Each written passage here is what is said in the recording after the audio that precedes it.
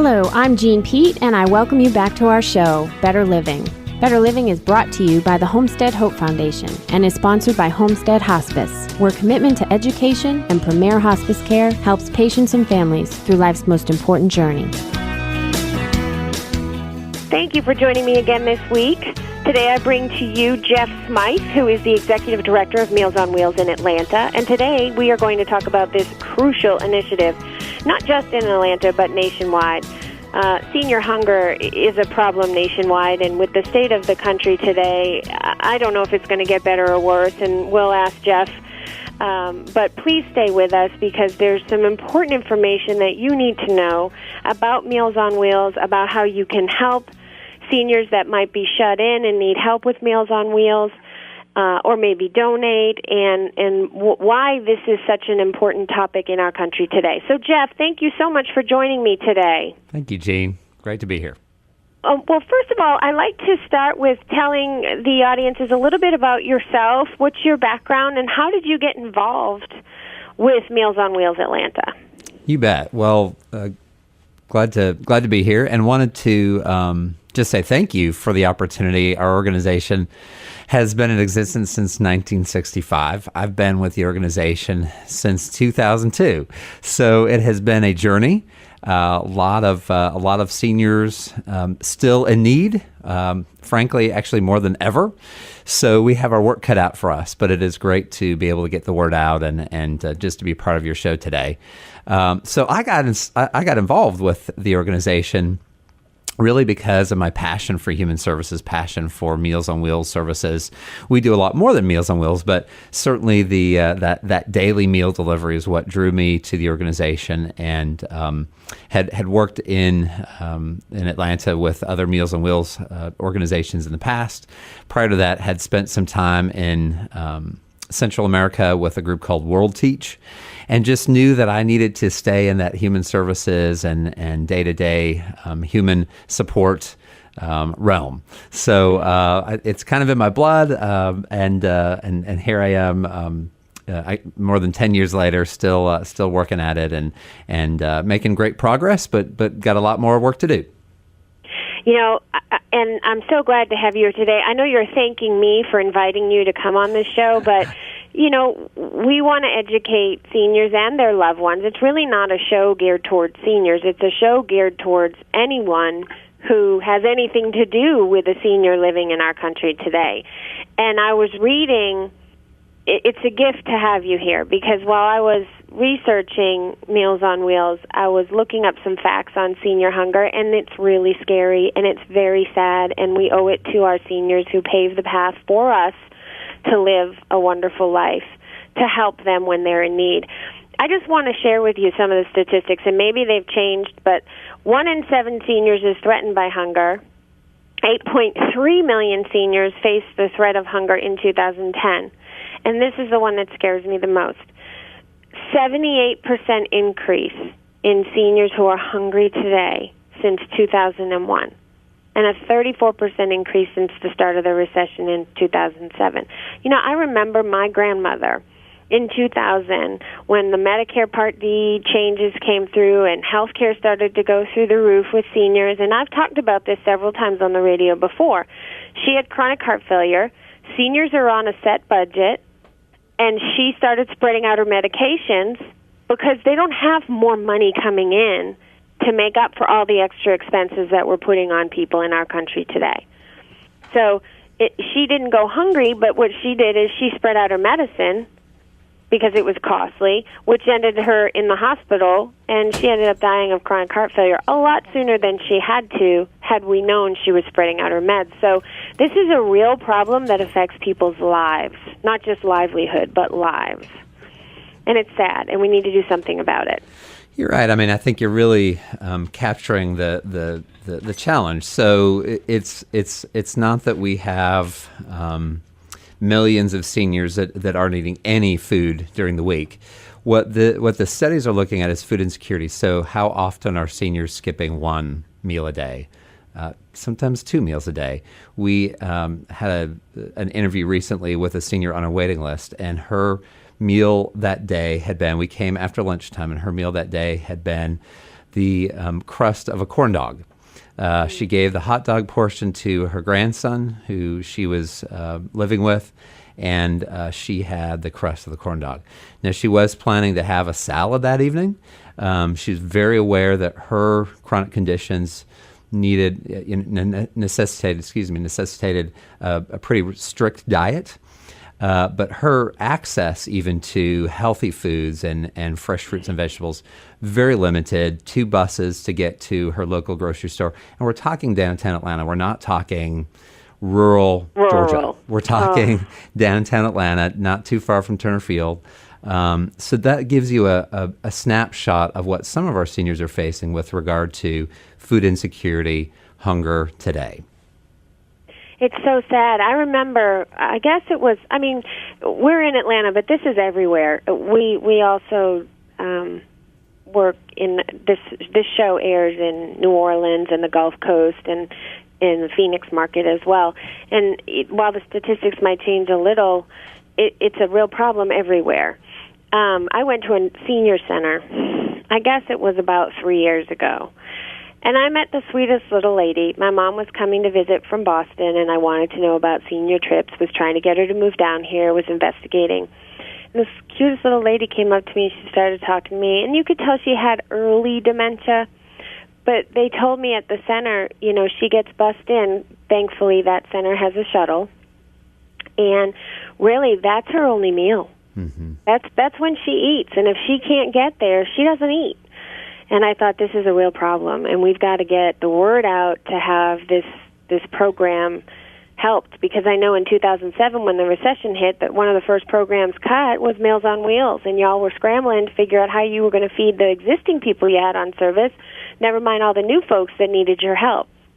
Absolutely, you're right. And what we're also seeing is that studies are showing that part of the benefit is not just the nutrition. So we all benefit from a real healthy meal, well-balanced meal, but we also benefit from that human contact. So many of our seniors, this is their only contact is the volunteer that knocks on the door and brings them their meal. So we know that the quality of life improves with that meal delivery. We know that longevity of life improves.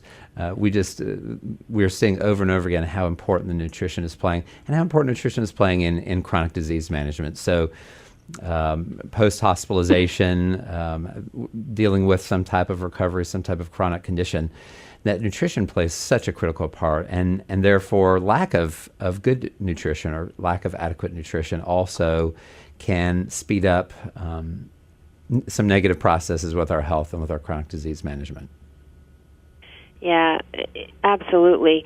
So talk to me a little bit about the program and how it works, because people know Meals on Wheels, and they know that means that folks in their home get food, but what is a typical Meal on Wheel plan if you were to get accepted into the Meal on Wheel program? Sure. So our organization actually provides more than just Meals on Wheels. We provide 5 core services. Our organization was called Senior Citizen Services.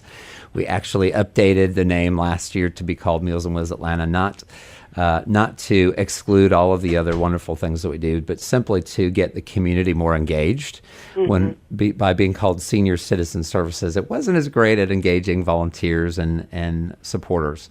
So we do provide a lot of different services. And so when a senior comes to us needing Meals on Wheels, we also look at, are there improvements in their home that need to happen, that volunteers can maybe help with some home repairs and home accessibility issues? Is there an ability to get to a senior center? You talked about senior centers and how critical they are. And some of our Meals on Wheels seniors actually have been able to graduate to a senior center. So we help you in a time of recovery, and then we also get you to a senior center that's local and really helps you with your wellness. We have an Alzheimer's daycare. It's called Adult Day Health, a program that really focuses on, like you said, some memory loss, mild to moderate dementia or Alzheimer's. And that's meant to be a place where you can be during the day, and then with a caregiver, a loved one in the evenings. And then we also have a senior companion program. So all of these programs are really focused on how do we keep you in your home, in your community, where statistics show that more than 80% of us want to remain as we age. We don't want to go to some type of institutional living. So we want to stay in our homes, and how do we help you do that? How do we put those supports in place that help you stay in your home?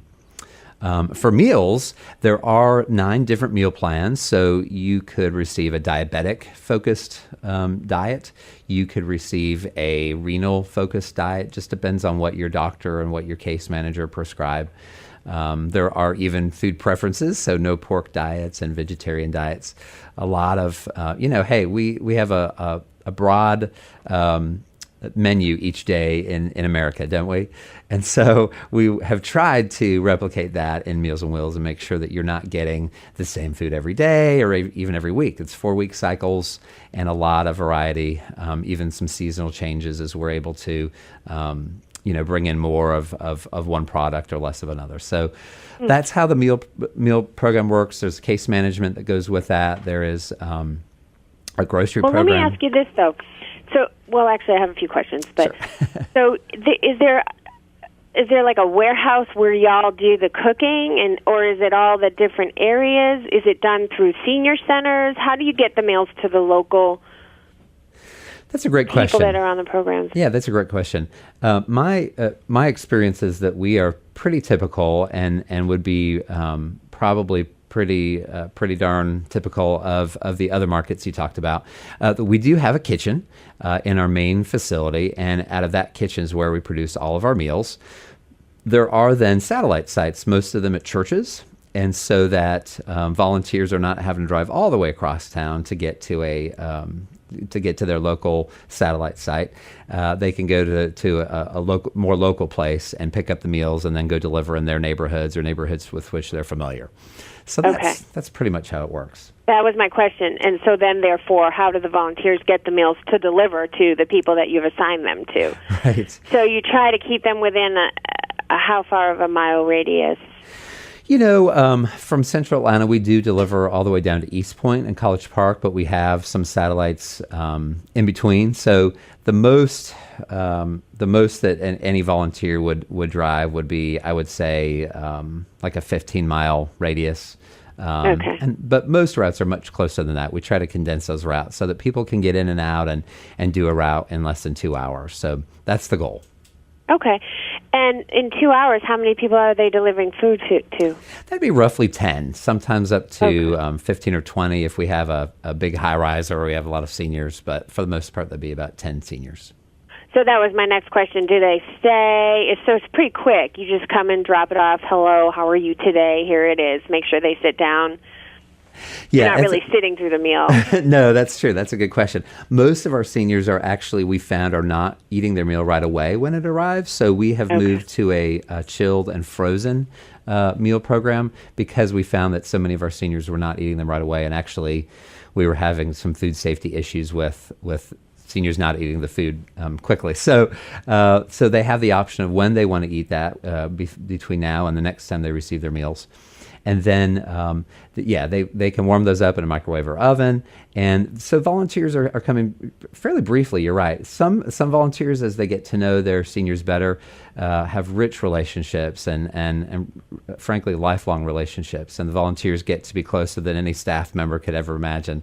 So a lot of times we're getting all of the critical information from our volunteers because they are the ones really on the ground and establishing and maintaining those relationships so closely. That's great. So if you wanted to volunteer, what's a typical, do you have a requirement minimum for hours per week, or how does that work? No, that's a great question. We are pretty darn open. We have routes Tuesday through Saturday. Saturday is our most popular volunteer day, of course, and you can sign up for, 24 hours in advance. You can sign up 2 months in advance. You do not have to commit to a set schedule. We love it when you will commit to a set schedule because it makes life more predictable. But Sure. certainly a lot of our volunteers, hey, I'm free this Saturday, sign me up, or hey, I'm free in 2 weeks, sign me up for that Thursday. So it's whatever works for each volunteer. We try to make it as flexible as possible. Okay, but you have, when someone's on the Meals on Wheels program, they get meals then Tuesday through Saturday, once a day? Well, that's a good question. So most of our seniors are going to be receiving meals 7 days a week, 7 days worth of meals, but they will receive those 3 or 4 days at a time. Does that make sense? So they get drop off 1 or 2 days a week? Well, I said that incorrectly. So they would get dropped off 3 or 4 times a week, but it would cover 7 days worth. So we want to get there as often as we can just to have that human contact. But often we're not there every day, more like an every other day. But we deliver enough food to cover 7 days, one meal 7 days a week. In some instances, we're able to do 2 meals a day or a meal plus a nutrition supplement, and that's with our Kaiser Permanente Extra Helping program. Okay. So if you wanted to volunteer, you don't have to do 3 days a week for your route. Mm-hmm. Nope. You would have other volunteers picking up the other routes if you could only do one time a week or You got whatever. it. Absolutely. And we've even had corporate groups or church or youth groups that have said, hey, we're going to just adopt this route every Thursday, and it'll be a different person every, they'll rotate, like once every 3 months will be your turn. So See, that's what I was thinking. I'm thinking of my company saying, Right. you know what, we're right there. We have offices all over. We should do Right. something like this and just rotate one person. What a nice thing to do. I want to get Absolutely. more corporations. So if you're listening and you work for a company, you own a company, you're a decision maker in a company, these folks came before us, and they paved the way, and they raised us, and they helped us get to where we are today. And we need to give back. And what a beautiful way to give back, especially as a corporation, because then you've got an army of people, and you're making your workers feel good as well. Absolutely. And it's really oriented toward a lunch hour type of situation so that employees can deliver meals on a lunch hour, a little bit longer than most lunch hours, but it's meant to not have to be this full day or, 2-day experience. You can get in and out, have a great experience, connect with your seniors, spread some love, and get back to work. So it is meant to be very, very volunteer friendly. We need to do more of that as corporations. Okay, so if someone is interested in volunteering or checking how their company can get involved with you, who do they call? Where do they get started? And please understand, we have folks listening from other places than just Atlanta. Do you have a national Meals on Wheels phone number we can give out as well to direct them to their area? You bet, and I'll get that national number here shortly. Okay. There is. Let me point to 2 websites because I know so many folks are able, to quickly navigate websites. The national group that we're a part of is the Meals on Wheels Association of America, and that covers all of the all 50 states and some territories, and that is MOWAA.org. So that And I actually have their phone number because I printed something good. out You got from it them, already. so I can Good. help you out there. Fantastic. That's 1-888-998-6325. I have the number, but it's awfully small. So that's 1-888-998-6325. If you or your company wants to get involved with Meals on Wheels and help seniors fight hunger in your community, please contact the Meals on Wheels Association of America and get connected to your local Meals on Wheels. Now, if you're in Atlanta, I'm sure there's a local number we can give folks. You bet. That's what I'd love to give out. It's 404-351-3889. Again, 404-351-3889. And our web address is pretty easy. It's mealsonwheelsatlanta.org. And that is all spelled out, mealsonwheelsatlanta.org. So either way, in terms of the Atlanta metro area or nationally, we'd love folks to get connected. Okay, now I got some information from SCSATL.org. Yep, that's us. Yeah, it's okay. Okay. Yeah, SCSATL.org is our is our former website, how we titled it. But yeah, it's all the same. Okay. Okay. Okay, so I understand a little bit more how the program works. The seniors will get meals for the week delivered 2 or 3 times a week, or did you say 3 or 4? 3 or 4 usually. 3 or 4 times a week. And you don't deliver on Sundays and Mondays. Correct. But we made, for most seniors, they'll actually get their Sundays and Mondays meals on Saturday. Right. Okay, that's what I assumed.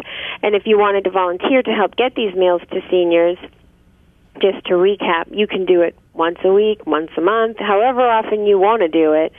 And it's Meals on Wheels' job to make sure they do the schedule so that every senior gets their delivery 3 or 4 times a week. You got it. And there's even volunteers that come on Thanksgiving Day, and that's the only time we see them all year. We encourage them to come back and to participate more regularly. But hey, if it's Thanksgiving Day is the only time we'll see you, then sign up for that day. So that absolutely, and we've done that. We've delivered meals to some hospice patients, and we buy turkeys for folks, and so that makes you feel good as a corporation. But this program, I know, needs your help. Now, how's the funding for Meals on Wheels lately? So I know there was a big crisis here a few years back. That's a great question. So it has been tough. We are fortunate in our program that we are not highly dependent on federal funds. There is, but most of our sister organizations across the nation are, and so sequestration has been very challenging. We're looking at anywhere from 5% to I've even heard as much as 20% cuts due to sequestration. In general, the numbers have been daunting for us, even without a lot of federal funding. We have been able to increase our meals roughly 40% in the last 4 years. But we are not able to keep up with the needs. So our waiting list has gone from roughly 30 seniors that were on our waiting list 3 years ago to about 175 now. So and based on those statistics that I read earlier, that there's a 78% increase since 2001 and 34% increase since the start of the recession in 2007, that doesn't surprise me. Right. So the need's increasing, but with sequestration, and a lot of these programs are federally funded, the money to help these folks is decreasing. That's a crisis. Absolutely. Okay. So again, I'm going to shout out to the folks that are involved in these corporations, large or small or mid-size, I don't care what size. You can make a huge impact. Whether you put an initiative together for all of your workers and rotate folks to go at lunchtime, and they're giving back to the community, that makes people feel good about themselves, that increases morale, and that increases productivity too. They feel good about the work they're doing in their community. And it's lunch hour. Absolutely. You may start something within someone's heart that they just continue on their own. Or you can help in terms of an initiative for a donation. Absolutely, and we have some wonderful companies that have been so generous, both nationally and locally. And when you think about it, $142 covers a month's worth of meals. Wow. Really easy, really direct impact. So $142, that's a great way for any company or individual to make a huge impact for a senior. And with how many people on your waiting list? 170? 175. 175. Lord have mercy. So if we just got, 10 companies donate $1,000, you got all your people off your waiting list. That's the neat thing is that we can solve this problem. We can solve this problem in America. It's just one of will and one of resources and making sure that we continue, as you said, to think about those who've gone before us and pay it forward a little bit. We never have enough time, Jeff. I'm so glad that you came today. If you want to get in touch with Mr. Smythe in Atlanta, again, that's 404-351-3889. And again, if you're listening from Phoenix, the Gulf Coast, or New Orleans, you can call the Meals on Wheels Association of America at 888-998-6325. If you need help with Meals on Wheels or know someone that needs help, please call those numbers. If you want to donate or your time or money or get your company involved, again, please get excited about this program because these seniors need us. Thanks so much. I have to take a quick break. We'll be right back.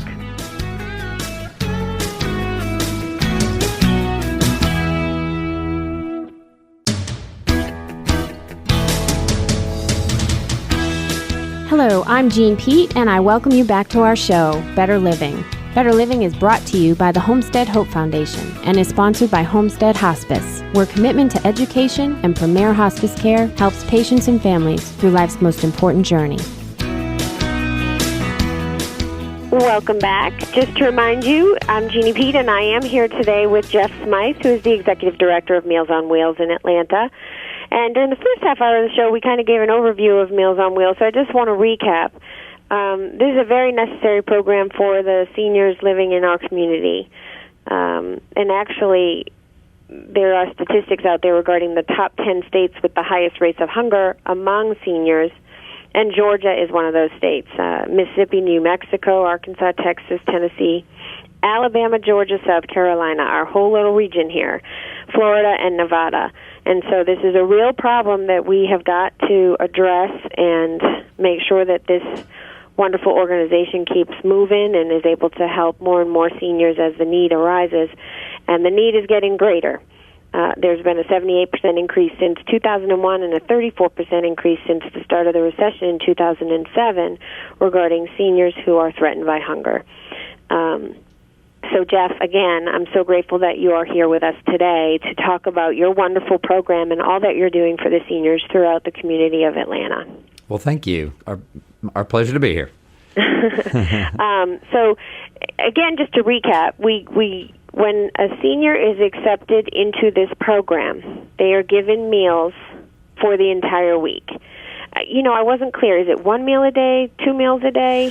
For most seniors, it is 1 meal a day. We do have a couple of ways to provide additional meals or supplements, but that is for a very limited number of seniors that are specific to some grants, and Kaiser Permanente is one of those that helps us with that. Unfortunately, there's not enough, and so what we have sought to do is to at least get as many seniors as we can 1 meal a day, and then where we have grant opportunities to try to get additional nutrition for that senior. But frankly, there's most of our seniors could absolutely use more than just 1 meal delivered to them. They could often use more than that. So yeah, well, but at least we're getting them food to sustain them. Right, it's a start. And so they're delivered 3 or 4 times a week for the entire week, so that they have a meal a day. And volunteers are absolutely needed, and volunteers can volunteer any amount of time, 1 day a week, 1 day a month, 3 days a week, just on a holiday, whatever it is that you choose. But I would encourage anyone listening to the show today to try this. As we're talking, I actually know a senior who's moved here from Florida, doesn't know an awful lot of folks. We go and we try to help. My sister goes over on the weekends and goes grocery shopping and brings her food and her little glass of wine. She likes her wine. And I'm thinking this is a perfect candidate for a Meals on Wheels program. I mean, there's probably so many more people that need your help that aren't even on the list, that need to be on the list. I'm sure the need is even greater than we all think. But this is not the only program through Meals on Wheels. People know the word Meals on Wheels and know what that means in terms of feeding our elderly, but it encompasses much more than just bringing a meal into the home. Isn't that right? You're right. So like many of our sister organizations around the state, we have over the years been able to provide more than just meals and sought to really provide a continuum of services to help our seniors stay in their homes and communities as healthy as possible. So that means, in some cases, adult daycare, or it may mean a senior center, or home repairs, or even a senior companion. So a lot of different ways to really tackle that independence issue for seniors. Yeah. As you were talking, too, I'm just thinking of so many more people that could use your help. But what do you need to qualify for these programs? Is there a diagnosis? Is it an income? Is it where you live? That's a great question, and we would just encourage any caregiver that has a concern for a loved one to go ahead and give a call or to send an email and inquire, because we try not to let the qualification process get in the way of serving those who are really in need. So for most of our programs, we do look at financial ability, And in most cases, there's a sliding scale. So there's not, just because a senior may be moderate income, may not be low income, does not mean that they may not absolutely qualify and really need support. What we found is that sometimes our more moderate income seniors are even more isolated because they really felt like they couldn't benefit from any of our services. So no, the idea is to help keep folks out of institutional and hospital living and into their own homes. So there we do look at financial for most of our programs. We look at geography. If it's not a great fit for us, we have partner organizations that we make sure that a senior that may not be in our service area is getting served. For some programs, we do look at diagnosis. So for our adult day health program, we often are looking for an Alzheimer's or dementia diagnosis. In some cases, we'll take some other similar type issues, brain injuries, et cetera. And in terms of our home repair program, we look at home ownership, and in terms of level of isolation. Are there able-bodied family members in the home who can help with repairs, things like that. So each program has a different set of criteria, but we want to stress that we don't want the criteria to get in the way of service. It is a way to help prioritize service, especially where we have waiting lists, but it is not meant to be a limitation or an obstacle. Now, see, and as you're talking, I think it's not just about not being able to afford food. It's about not being able to get out and get food. Correct. And so there may be many seniors that need this Meals on Wheels program, but probably could afford to pay for it. Is there any kind of program like that, buy one, give for two? Because at $142 a month, that's really not a lot to eat off of. So you could do a buy one and give one. Right. Is there any kind of program like that? Because I'm sure there's plenty of seniors or their loved ones that would pay to make sure that they're fed every day. We do refer to some sister programs, or even some kind of what I would call business-oriented meal programs where there can be a lot more 3 meals that are offered. Certainly for us, we definitely do sliding scale so that we make sure that folks that have some ability can still receive meals, and that's a great option for some of our seniors. But yeah, I mean, great question. We want to make sure that everyone who needs that nutrition can get it. Well, but it's okay, so I might be a little bit confused. Is this a free program if they are accepted into the program, or are they paying for the meals? The vast majority of our seniors do not pay anything. So even though we're sliding scale, the vast majority of our seniors are on the part of that scale where they really cannot afford anything. So You're talking folks that are living on $11,000 a year. Right. So absolutely way below that, what we call 200% of the poverty level, which is where most of our programs start the sliding scale. So you're talking folks way below that who we don't even want to think about, them having to pay something, because the minute they do, that means they don't, like you said, they won't be able to get their medication, they won't be able to pay for their heat or air, etc. So and they won't be able to live safely in the home on their own if they can't eat, and they will be placed.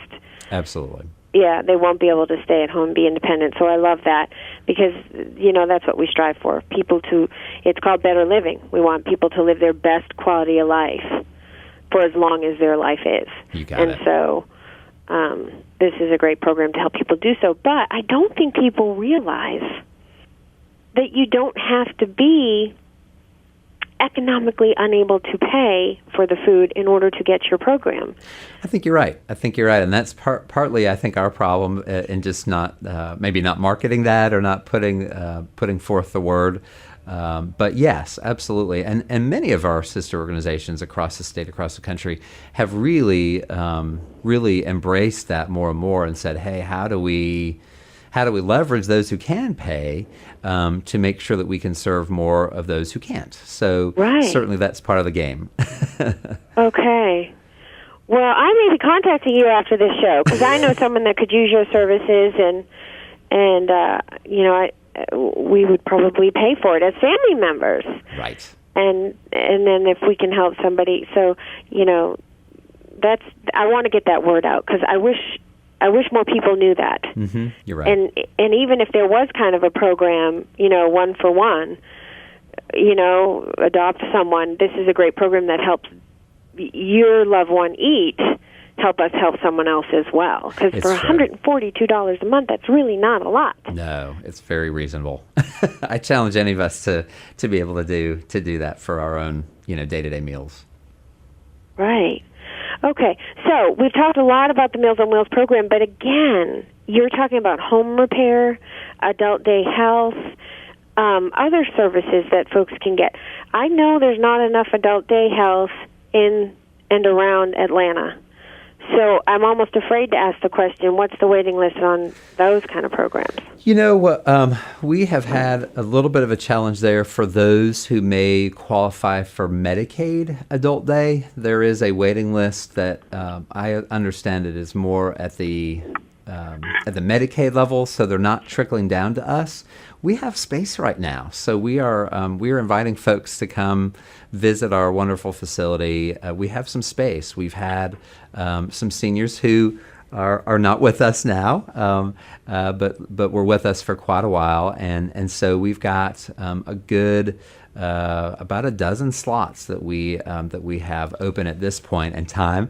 May not stay that way. I know that fluctuates from time to time, but certainly we're inviting folks if they think that might be a good fit, whether or not on Medicaid. That is absolutely not a qualifier for us.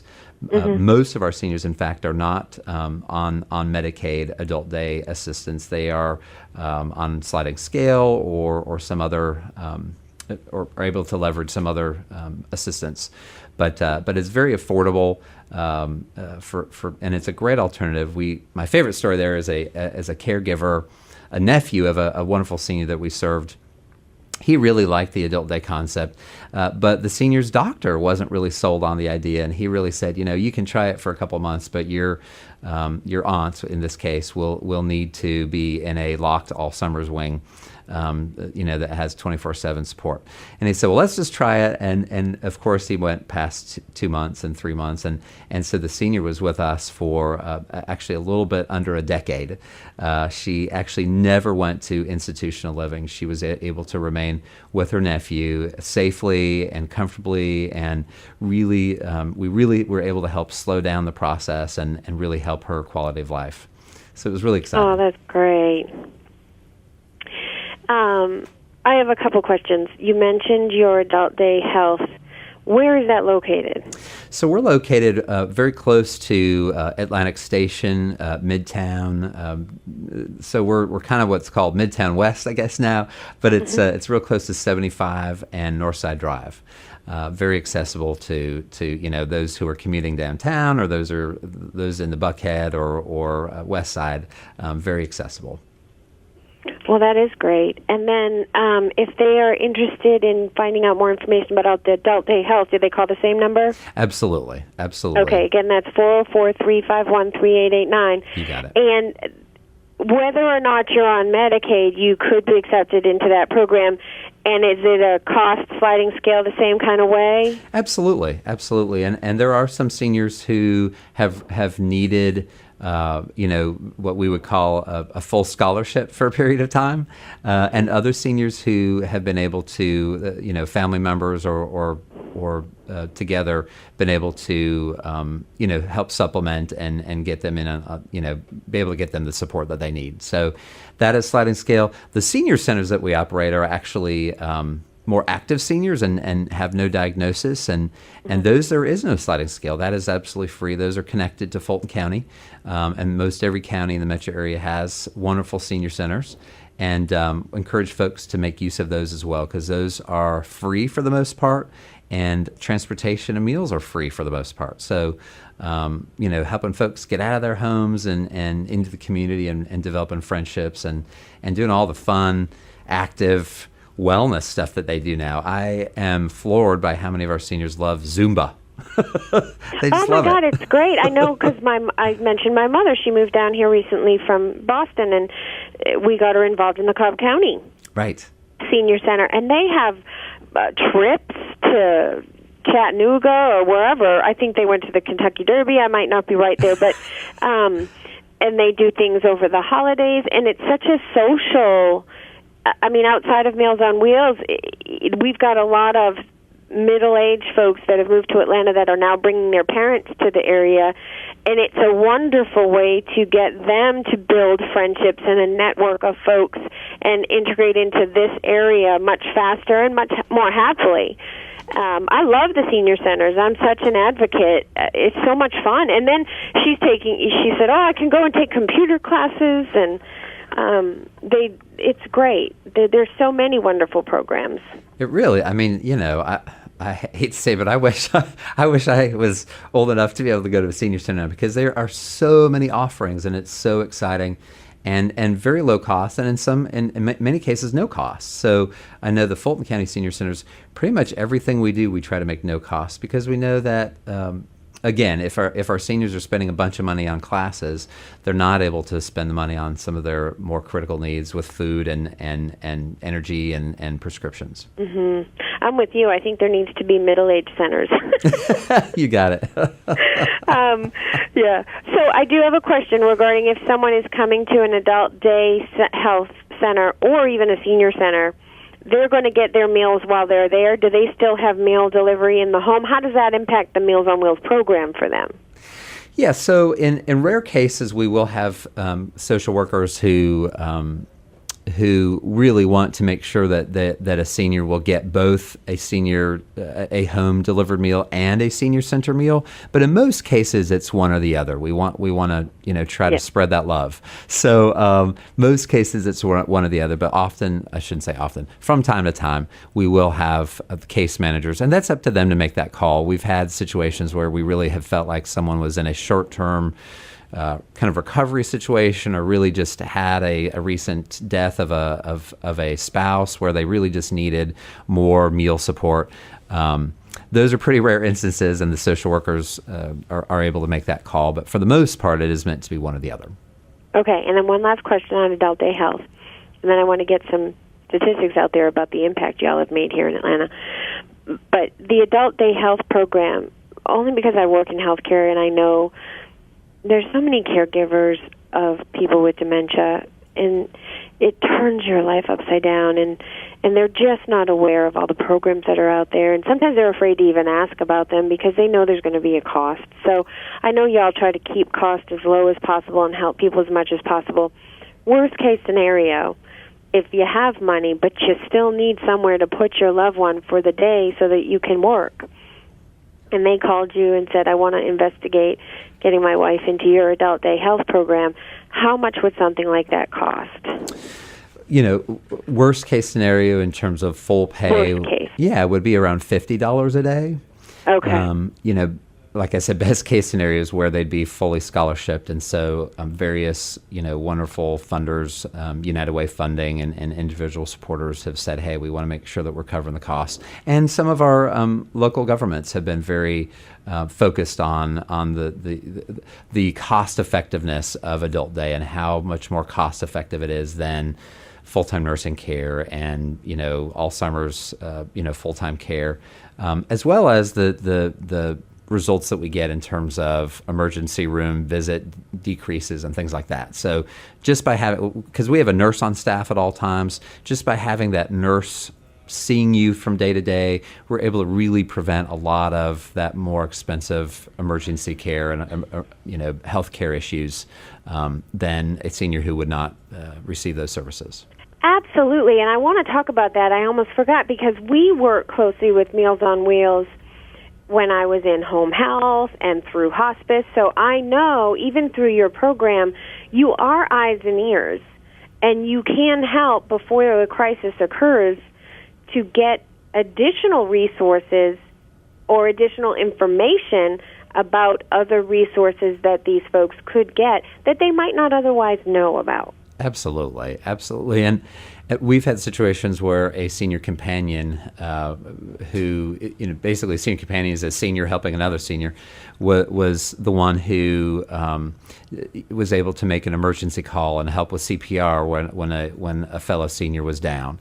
We've had situations where a home repair technician was there with volunteers and discovered a senior who had fallen. And so, yes, we're definitely those eyes and ears on the ground. And are able to oftentimes, be able to make those critical calls to get help. Yeah, and that's critical, really. So important and crucial, can mean the difference between being able to keep someone in the home or having someone go to the hospital and end up in a nursing facility before you turn around. Absolutely. Okay. I do just want to talk because I did look at your website and I want to tout you a little bit. I don't have the 2013 statistics, but the impact that you made in 2012, did you want to share those stats, or is it okay if I share some of those? Well, sure. I know I didn't bring all that with me, but certainly I know that we've been hovering in that 2,200 to 2,500 seniors and their families that have been helped every year for the past several years, and so that's something we're very proud about and proud of that impact. But go ahead. I just want to emphasize that 2,200 seniors. That's what you've impacted, and you know what? That seems low to me. Not low for the impact you've made and what you're doing, but I'm sure there's a whole lot more people that need your services. You're right. That are You're out right. here. And I feel so blessed that you've come on this show so that we can get the information out there. And not to overwhelm your program, because I'm hoping folks that are involved with corporations, we also increase donations so you can take on more people that may call after the show. But 2,200 people, can you imagine with more cuts? And if you weren't able to do this, that's a lot of folks that would be suffering without your program. And you just look at this, what it's called, the silver tsunami, right? So we've got someone turning 65 every minute. Am I correct on that? So it's just the numbers in general are a little daunting in terms of the need that may not all be there yet. A lot of our younger seniors really aren't reaching out to us for help yet, and that's okay. It's but we're all living a little bit longer, and that's a good thing. We want that. That does put some stress on some of those programs like ours that try to be that safety net for those later years. So let me just share some more statistics. 105,992 prepared meals delivered to homes from your organization. 418 individual home-delivered meal clients. 654 bags of groceries containing 8,718 meals were provided. 150 pounds of fresh fruit delivered. I mean, that's a lot of work, and so kudos to you and this whole organization. I'm just so thrilled for the work that you're doing for our seniors. They need you. I mean, and hey, it really is the volunteers that drive it, and thank you for getting the word out for us, because our volunteers are the best, and they really make it happen day to day. More than 40,000 hours of volunteer time is donated every year, and that's nothing to sneeze at. That's really exciting. No, yeah. I do want to just read one of the stories that I pulled off of your website. To just kind of paint the picture of the impact. There's a lady, her name is Louise, and she's been a client in Atlanta since 2008 with Meals on Wheels. She was diagnosed with arthritis and had terrible pain, so she could barely hold a dish towel, let alone cook for herself. So she wrote, I was hospitalized for a few weeks, and eventually the doctors had to give me braces for my limbs. During my physical therapy at Grady Hospital, I was blessed enough to be assigned a nurse, and that nurse was caring enough to refer me to Meals on Wheels Atlanta. I'm almost 76 years old, and every year it gets a little bit harder for me to do things for myself. My only child lives in Nashville, Tennessee, and although I could call neighbors if there was an emergency, I don't really know if they would come. Meals on Wheels Atlanta drivers provide me with both nutritious meals I need and a group of people who will notice if I am not there to greet them. So these people, this is not just food, this is peace of mind. Like you said, food insecurity, emotional insecurity, physical insecurity. They know there's going to be someone coming to check on them 3 or 4 times a week. That in and of itself is priceless. Absolutely. So, yes. So if you or anyone you know needs the help of Meals on Wheels, again, please call Jeff Smythe's Meals on Wheels Atlanta Center at 404-351-3889. And if you are interested in donating, whether that be time or money, to Meals on Wheels Atlanta, same phone number, 404-351-3889. And if you want more information, you can go to the Meals on Wheels Atlanta website. You can donate from the website, sign up to be a volunteer from the website. And again, Jeff, can you just give out that website address?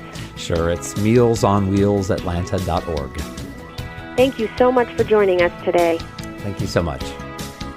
I'm Jeannie Pete. Thanks for listening. Have a blessed day and week ahead, and listen here same time next week and every week. Homestead Hope Foundation is your resource for a healthy life. God bless.